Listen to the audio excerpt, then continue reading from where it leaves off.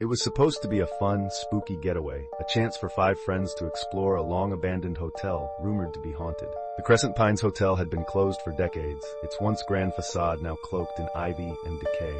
Local legends spoke of strange occurrences, especially the mystery of its missing 13th floor. "I heard they never even built it because of bad luck," Eric said as the group unloaded their gear. "That's just superstition," Liz countered.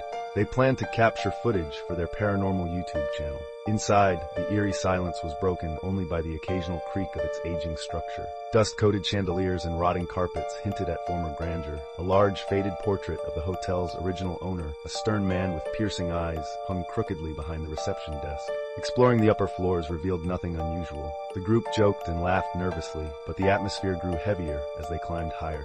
By the time they reached the 12th floor, even Liz, the skeptic, admitted something felt off. Then, the long-defunct elevator suddenly powered on with a mechanical groan. The panel inside illuminated, revealing an unmarked button beneath the number 12. "Is that the 13th floor?" Jake asked, his voice barely above a whisper. Before anyone could answer, the elevator ascended on its own. The air grew colder. When the doors opened, they found themselves in a pristine hallway. Vivid carpets, golden sconces, and a faint melodic tune playing in the distance.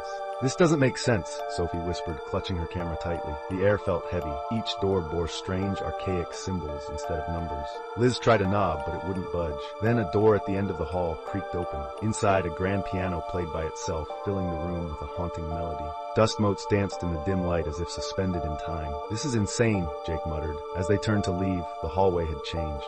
The walls were cracked and blackened, and a putrid smell filled the air. Shadowy figures emerged from the doors, their whispers growing louder. "Run!" Liz screamed. They raced back to the elevator, but the unmarked button was gone. Eric frantically pressed others. The doors shut just as a shadow lunged forward, its twisted form slamming against the metal. The ride down was violent. The lights flickered erratically. When the doors opened, they were back in the lobby, but it wasn't the same. The chandeliers were gone, replaced by rusted fixtures dripping with water. The front desk was splintered, and the exit doors were chained shut. The once familiar landscape outside had vanished, replaced by an endless void of swirling gray mist. Sophie clutched her camera, desperately reviewing the footage for answers.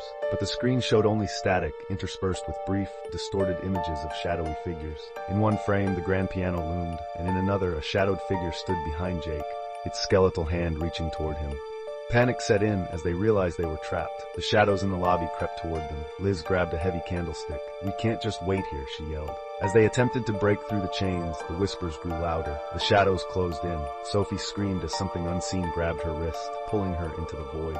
The footage was found years later, buried beneath rubble after the Crescent Pines Hotel inexplicably collapsed. Experts claim the tapes were corrupted, but local legend insists that anyone who views them can hear faint whispers calling them to visit the cursed 13th floor. Don't forget to subscribe for more bone-chilling tales. Follow us, because the darkness holds secrets you won't want to uncover until it's too late.